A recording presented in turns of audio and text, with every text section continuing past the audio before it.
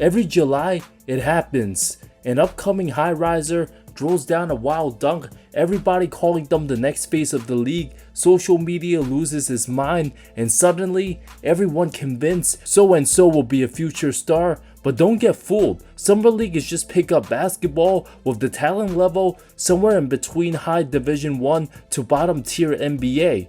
Most of the players sharing the floor will be balling overseas or G League in a few months. The perfect low pressure environment for guys who think they belong to prove themselves, but we've seen time and again, every Summer League trophy winners and all first teamers got exposed, destined for stardom, only for their NBA careers to tell a completely different story. Starting with Lonzo Ball, former number 2 pick of the Lakers. It's been 9 full years since so, and the Summer League Showtime Lakers took the Vegas crown. The Vegas Summer League MVP.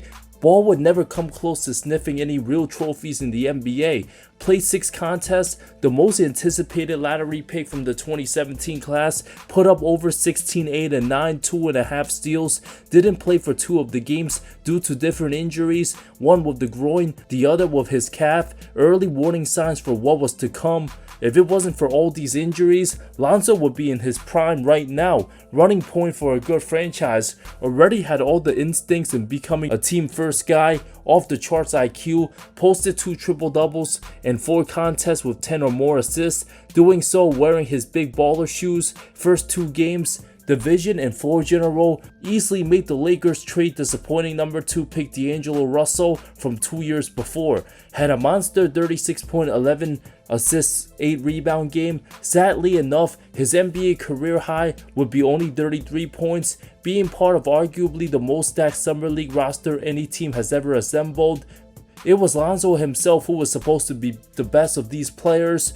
Having a multitude of injuries from shoulder and knee problems, missing 30 games as a rookie, while having a terrible jumper, proceeded to miss even more contests year 2, had a serious ankle sprain, effectively ending his Lakers tenure with LeBron in charge, shipped to him and half the summer team crew to New Orleans, where he played 3 seasons, was decent but underwhelming for a number 2 pick, had his best few months with the 2022 Bulls, being a 3-and-D point guard, leading his team to a 27-13 record, shot 42% from 3, but had major knee problems, wouldn't heal for years, his career was undetermined, needed a cartilage transplant, came back, lasting 70 total games across 2 seasons, traded from the Bulls to Cleveland, only to fail being the Ty Jerome replacement, shipped it to Utah and cut. Ball himself claimed the Cavs would have made the finals if he was playing, an absolute delusional statement, claiming he was the scapegoat when he shot 30% from the field,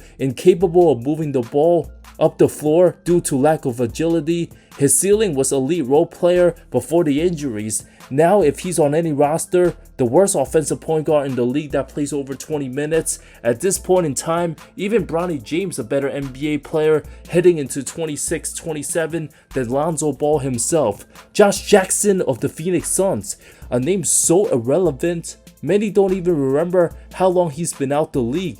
The answer's 2022. 6'8" forward out of Kansas, was even in discussions as potential number 1 pick, averaged 17.5 points across 5 contests, 9 rebounds, after being cocky, canceling on Danny Ainge for a pre-draft workout, being a good athlete with bad vision and a bad jump shot.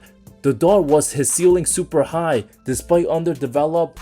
Teams were banking on him putting in the work. Unfortunately, his attitude wasn't good. A bad locker room guy, being on a directionless Suns team with no accountable vets made his career worse. Put up empty stats, 13 points as a rookie, followed by playing for the dark time Pistons to Sacramento. Continued to lack maturity, had off-court problems, even downgraded to the G League. Jackson had never had a real identity or a consistent go-to quality. A disaster of a player, last played ball for the Stockton Kings G League 2023 team. Doesn't appear Josh has any interest playing professional basketball again. Dennis Smith Jr., the high flyer out of NC State, put up over 17 points across 6 contests. The polarizing 9 pick had all the quickness and athleticism in the world, but undersized at 6'2", a shaky jumper, put up good numbers on the team that couldn't reach the NCAA tournament. was looked upon as the next franchise player after Dirk Nowitzki. On a rebuilding roster, his flaws weren't seen till after his rookie season. After averaging 15.2 points, that's the highest of his career. Until Luka took over, Smith Jr. no longer deemed the franchise guy, shoved to the side by Rick Carlisle, later traded to New York where he wasn't well liked, made stints with Portland, Charlotte, Brooklyn, and Dallas. Unlike Jackson, Smith Jr. did work on his game to make a comeback, improved heavily on defense, but wasn't young enough anymore to be labeled someone with good potential and not old enough to become a true vet. Smith Jr. also viewed a prisoner of the moment. When Russell Westbrook won MVP 2017, Dennis had a lot of Russ-like qualities in his game, never got his jump shot going, also had constant injuries, never even reached 70 games played in any of his 7 seasons since 2025 in Real Madrid before having a workout with the Knicks.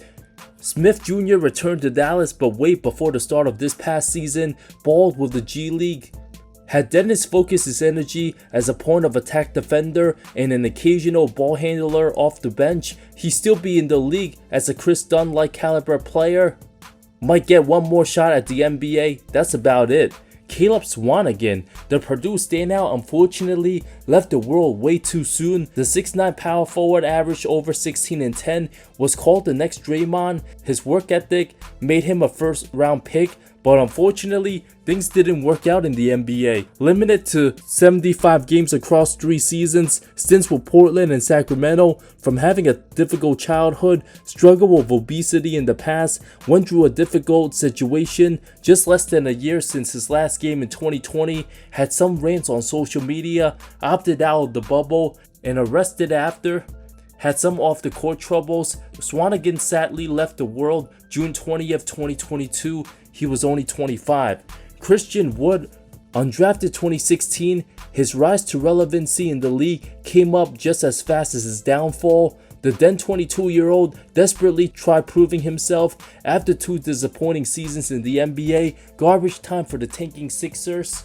Played for Charlotte, went overseas throughout 2018 season before proving his skills. 5 games with the Bucks, averaged over 20 and 10, paid his dues, earned a contract with the Bucks, shifted to New Orleans before making strides with the 2020 Pistons. Would most remember being the poster child of empty stats on bad teams, lasted 8 seasons in the league, talked about like a borderline all-star with misleading numbers, got exposed for the 2023 Mavs, played his last stint with the 24 Lakers, hurt for the postseason. Wood never even played a single playoff game, essentially the Cam Thomas of big men with good offensive talent but nothing else to show for, didn't care enough defensively, had bad reputations with multiple head coaches. There's no need for players like him in today's NBA, not even for tanking rosters. Kevin Knox drew 4 games before his rookie season, averaged 21, but shot 35% from the field, looked like baby Giannis out there, has the size and athleticism for a wing, but nobody foresaw Knox never put all his talents together. Being on a struggling franchise with no identity at the time, Knox alongside Frank Ntilikina forced to carry a load for the post-Porzingis Knicks. Neither one of them had the dog in them. Only put up 13 points as a rookie, having high usage, but doing whatever he wanted.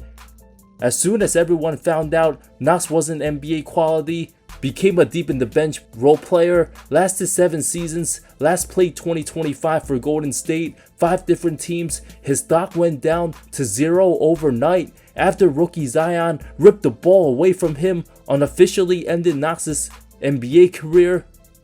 Was never the same after that.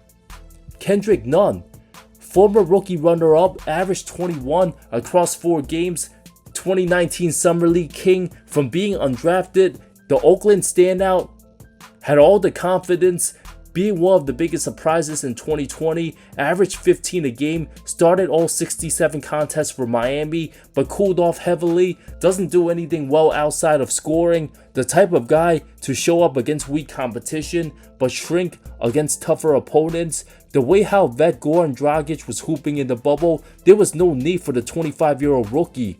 After 2 seasons with Miami, decided to ring chase with the Lakers on a 2-year, $10 million mid-level exception deal, only to get a bone bruise on his knee, missed the entire 2022 season.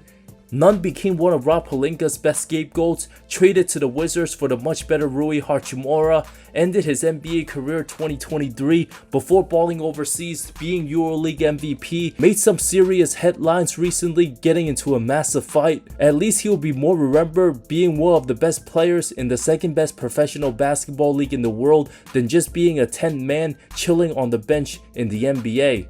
Brandon Clarke, a tragic downfall, left the world this past May. He was only 29. The then 23-year-old out of Gonzaga averaged 15 and 10, earned MVP of Summer League, finished with 15 points, 16 boards, and 3 blocks the championship game, stepped up in number 2 pick John Morant's absence. His athleticism and energy off the charts was going to be a fantastic backup to Jared Jackson Jr. for years. The type of player to be any elite point guard's dream. Had an excellent rookie campaign, made all-rookie team, averaged 12 and 6, an excellent contributor during the 2022 playoffs, but the torn Achilles injury suffered March 2023 changed everything for the worse. His team collapsed and spiraled out of control, most remembered for his amazing Game 5 2022 first round Minnesota series, had 21 points, 15 rebounds. Memphis wouldn't have advanced past the first round without his presence. After coming back, became super limited as a bouncy undersized 6'8" who's never been a shooter, played just 2 games this past season with knee issues. His time in Memphis was going to come to an end in the midst of recovering from a serious injury, from getting hurt 3 minutes into his second game back from another injury. Absolutely mentally draining. May the former 21st pick rest in peace. Cam Thomas, overseas will be his only option if left unclaimed for a few months. Lit up Summer League 2021 and 22, averages of 27 and 27.4 points. The former co-MVP did have attitude problems, that's why he fell to the 27 pick, capable averaging 20 plus. Better than 90% of players in one-on-one, but now the 24-year-old still hasn't progressed outside of being a bucket getter, from taking less money, thinking he'd be a max guy, to Brooklyn outright waiving him when they never needed to sign him back in the first place, picked up by the Milwaukee Bucks, not loving his presence, rejecting 2 years $30 million to bet on himself, only to be left with nothing. An absolute travesty! Being an inefficient shot maker and not willing to do anything unadaptable. The lack of self-awareness is why he's in for a rude awakening. A combination of bad attitude and not being able to make his teammates better. The league moves on quickly from players like him. Orlando Robinson of the Miami Heat, Mr. One-Hit Summer League wonder, averaged 26 and 9 across 4 contests. Managed to find himself playing in Summer League 2 years later with the Jazz. Now in his 4th Vegas rodeo, even the team with his first name waived him after playing 4 contests this past season. A career 4-4 guy, now 26 years old, has been getting way too many two-way deals in hopes of securing guaranteed NBA money. Respect the fact that he's still doing everything possible to make the league. If it takes playing a 5th Summer League next season, by all means. But not really NBA caliber, bad on defense for his size. If the league don't give him another shot, will easily be an overseas star. Hunter Tyson of the Denver Nuggets, 2024, put up 21 and 6, former second rounder, played 90 total NBA games across 3 seasons, limited minutes, deep on the bench, most remembered for his classic 4-point play against Philly, a good hustle guy at 6'8", but lacks strength at the NBA level. Nuggets got rid of him to the Nets to avoid the luxury tax. Balling out in one summer league does not translate to the next. 2025, Tyson regressed, shot just under 32% from the floor. Brooklyn gave him no hopes.